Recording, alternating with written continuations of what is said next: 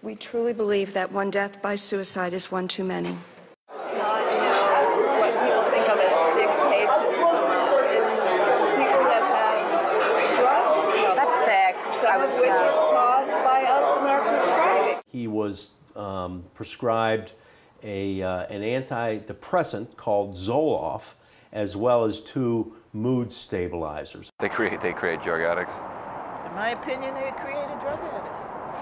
It got to the point where he had to actually enter an outpatient drug addiction treatment center. The VA does push pills. It's sick care, not health care. He had a 10-foot step ladder and a rope, and for some reason decided to hang himself.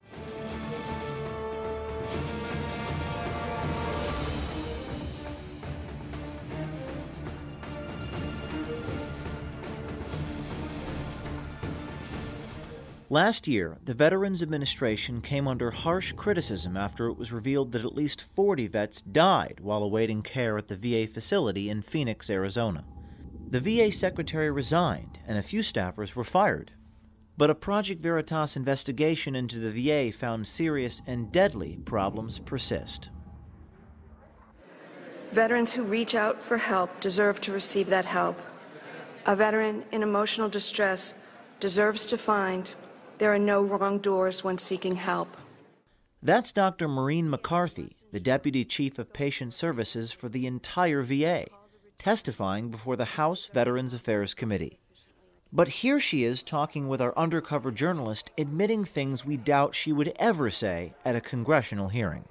Is the overprescription thing like common with the VA? It's common in the whole country. Dr. McCarthy goes on to suggest the VA is turning vets into drug addicts. It's not, what people think of as sick patients so much. It's people that have drug. That's sick. Some of which are caused by us in our prescribing. We also looked at the combination of patients on opiates, like morphine, and the benzodiazepine, like Ativan or Klonopin. Is that the anxiety? Yeah. That combination in particular is like candy for some people. It's like they want it, and they want it, and they want it. Bob Cranmer told Project Veritas his son David became one of those vets that Dr. McCarthy described as some people. He joined the Marines while he was still a senior in high school, graduated from high school, was deployed to Iraq, went over after the heavy fighting had ended, but the insurgency was still alive and well. Bob's son David injured his back while serving in Iraq in 2007 and 2008. So was that the source of some of the problems with the VA, his back? He went to the VA, and when he was finally seen, it took him over a year to be seen, he was diagnosed that he would require surgery to have his discs repaired, but they never scheduled the surgery. They just gave him painkillers. And that went on for a number of years. The primary drug that he was given was OxyContin. Garrett Peterson has been with the Minneapolis VA for nearly 20 years and is the president-elect of the Association of Veterans Affairs Nurse Anesthetists. In general, there's been an over amount of prescribing at certain VAs. It's not every VA, but they've singled out a lot. And narcotics too. Yeah. But see, chronic pain. What specific ones though? Like oxycodone. Yeah. Morphine. Dilaudid. The VA does push pills. Right. Like indisputably, like they just do it all the time. I agree with you. Joe Solomon is a VA nurse at a VA hospital in Little Rock, Arkansas. I think that I'll be honest with you. I think that, you're a resident for 6 months, and you're a resident for 6 months, and you're a resident, and so you put on the pills, and you review it the next 6 months, and you think, this other pill might help, and then you do it, and you think, this other pill might help. They don't even know what the pills are actually doing, though, and they're giving the pills. I do think that happens. Right? Yes. After years of the VA prescribing OxyContin and never scheduling the surgery to address the cause of his back pain, David became addicted. It got to the point where he had to actually enter an outpatient drug addiction treatment center because over a period of time he did realize he had developed an addiction to this Oxycontin, and it scared him. Then the VA decided that David Cramner needed to be treated for more than just an injured back. Did your son have PTSD? A month before he died, he spent about an hour with a psychologist at the local VA hospital. And at the end of that session, he was told that the doctor diagnosed him with PTSD. George Ann Davis is a longtime VA hospital volunteer in Buffalo, New York. What's that? To me, he likes labeling What do you mean? PTSD. Oh, it's an easy. Well, it's an easy. So you slap it on, you know, move on. That's why he can't deal with this. He has PTSD. Yeah. So they give him medication, something to help him sleep, something to wake him up. He created a drug addict now. After David Cramner was diagnosed with PTSD, the VA gave him more drugs.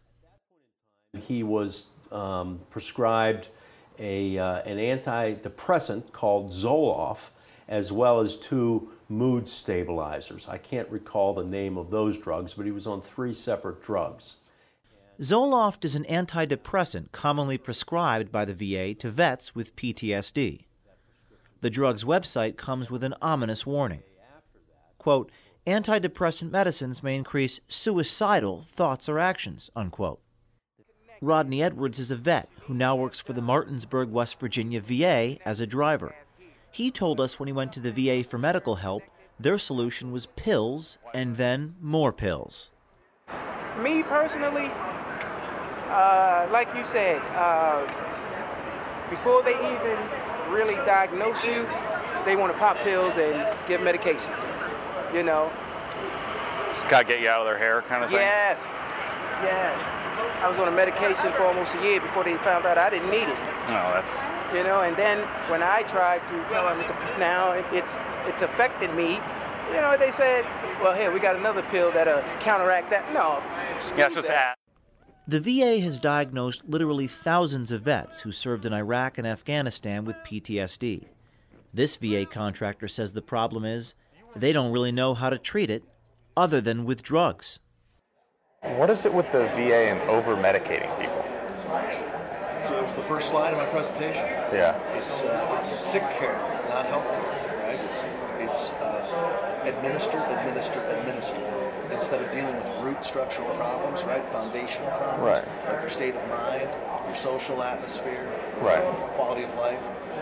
Let's just medicate them. Not treat them. Not treat them. Corporal David Cramner served his country in Iraq, and when he came back, he asked the Veterans Administration for help. His father believes they did far more harm than good. What happened? He had a 10-foot step ladder and a rope, and for some reason decided to hang himself. The great tragedy is that David Cramner's story is not at all unique. It is estimated that 22 American vets a day are committing suicide. Which one is it? The one with the flag and the flowers. Oh, there it is. And the rose. The graveyards of American soldiers are filling up with men and women not killed in battle, but killed by their own hands. Bob Cramner blames the VA. Are you angry at the VA? Well, sure, I'm angry at the VA. I'm angry that this whole thing happened because it wasn't necessary. It wasn't necessary. David Cramner was 28. He is survived by his wife and a 5-year-old daughter.